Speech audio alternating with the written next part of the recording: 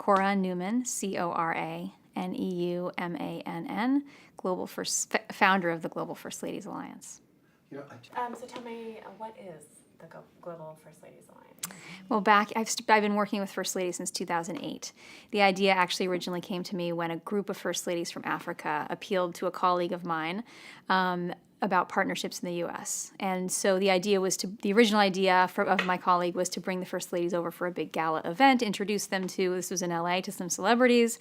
And when I heard of this opportunity, I thought, we have to do more with the First Ladies. We have to see how we can partner with them, work with them, help support the work that they do in their countries. So the idea for an initiative that focuses on First Ladies started back in 2008, and I directed and convened the first African First Lady Summit in Los Angeles in 2009. And from there, the initiative was born. The goal of the initiative is to really focus on helping First Ladies clarify their agenda, define their priorities, identify partners. And we also do a lot of work. We have a fellowship program where we do a lot of work training their senior advisors, because my theory is that a leader is only as good as the advisors that surround them. So we have a fellowship program that supports their offices, and then we work with them directly to help support them as they choose the priorities and the partners that they're going to work on. And how has the group grown over the years? Well, we actually had a really impressive turnout at the first meeting. It was the largest gathering of African First Ladies outside of Africa to have ever taken place. We also had Sarah Brown present, the former wife of the Prime Minister of the UK. We had a video presentation from Laura Bush, and we had 13 First Ladies at that first meeting. It was a 3-day summit in Los Angeles focused on very substantive issues, and we had all of the First Ladies present. And so since then, we've had we have the highest number of First Ladies you can get usually at an event is about 10 to 12 or 13, and we tend to have that regularly. We have worked with 30 First Ladies since we started, so it's grown steadily. We have a core group of about 8 or 9 that work very consistently with us. And the reason that the Global First Ladies Alliance is starting is because we have the African First Ladies Initiative was so well regarded that we had First Ladies from other regions come to us and ask if they could join, but felt uncomfortable because it was the African First Ladies Initiative. So with that in mind, we've expanded to include global. And what type of platforms do you normally focus on, or does the group focus on?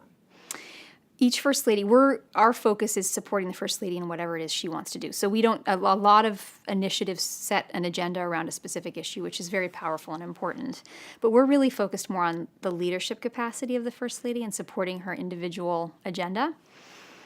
So the main themes are absolutely, as you might imagine, maternal health, girls' education, early marriage, women's economic empowerment more and more. And we formed a partnership with the State Department's African Women's Entrepreneurship Program 2 years ago.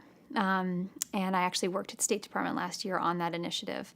And so women's economic empowerment, as it takes more of focus on the global stage, has also become a bigger priority for the First Ladies. And what's your hope for the Alliance for the future? I want this to be run for and by First Ladies. And Laura Bush and the Bush Institute, we've just been working with them to help them form and get their initiative off the ground. So that's a huge honor. That's exactly what the goal was. And to continue to help First Ladies really take the lead in terms of convening, supporting each other.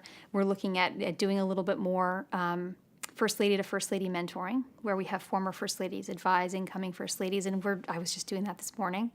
So really allowing them and supporting them in the process of running this work themselves to, the ultimate goal of working yourself out of a job. And how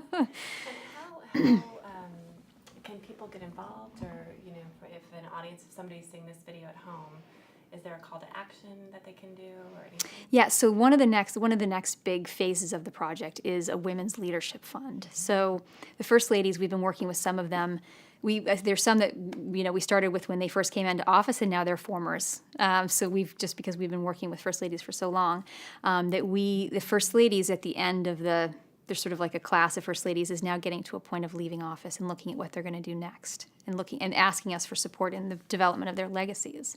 So the Women's Leadership Fund will actually allow the First Ladies to nominate and sponsor rising women leaders in their countries, so established women leaders in their countries, to go through a leadership training and really become partners for them as they go into their post First Lady phase. And so we are looking for partners and sponsors to help support that fund. Also, obviously, in country, any organizations or individuals that are focused on the First Lady's priority areas in their specific countries are welcome to reach out and find ways to collaborate. We've done about almost 30 matches between institutions and First Ladies, and many of them have gone very well. So. And what's the event tonight? Do you want to describe what's happening tonight?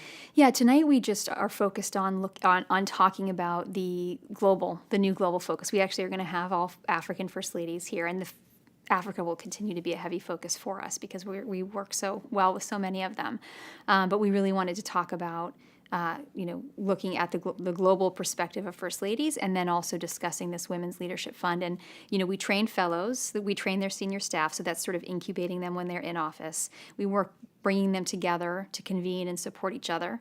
And now we're looking, so that's sort of, again, helping them identify what they're going to do when they're in office. And now we're looking towards helping them look towards the future. So just sort of, we're growing with them in terms of what their needs are. So just to discuss that Women's Leadership Fund. Who will be representing here?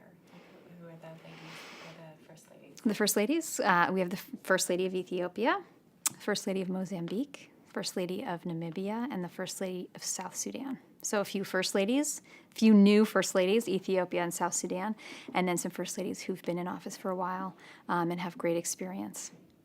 Great. And then I'm just going to have you say the goal of the Alliance again, just because I think you'll probably It's too need long. that for... Yes. And then I know you have to go. Oh, so. sorry. Okay. Oh, does she need to go? No. Okay. I don't know if they saw her, to be honest with you. Okay. So if you just want to say the goal of the Alliance. Okay. Is, So the goal of the Global First Ladies Alliance is to help support First Ladies in their efforts to support women's leadership and rising women leaders around the world. Okay, great. Is there anything else you want to cover before? Because I know you have to go. Yes, So I think South Sudan is here. we can always try it. Yes, let me just...